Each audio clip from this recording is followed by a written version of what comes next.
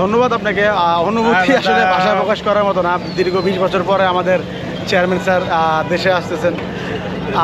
উনি জানান আপনারা যে এত বছর উনি আসতে পারেননি, কারণ উনি এই ফ্যাসিস্ট দ্বারা নির্যাতিত ছিলেন এবং তাকে বিভিন্ন মিথ্যা মামলা দিয়ে এবং তাকে হয়রানির মামলা দিয়ে মানে দেশে না আসার একটা পায়তারা করে রাখছিল এই ফ্যাসিস্ট সরকার।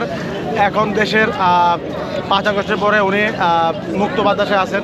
উনি এখন দেশে আসতেছেন, সামনে নির্বাচন।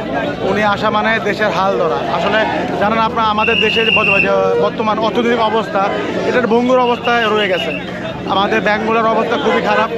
আমি আশা করি উনি দেশে ফিরলে আমাদের দেশ একটা স্টেবল পর্যায়ে চলে যাবে এবং আমাদের দেশের রাজনীতি আরও স্বচ্ছ এবং রাজনীতি স্ট্র্যাটেজি আর একটু চেঞ্জ হবে। ওনার মধ্যে যথেষ্ট এই প্রজ্ঞা, এই অভিজ্ঞতাটা আছে।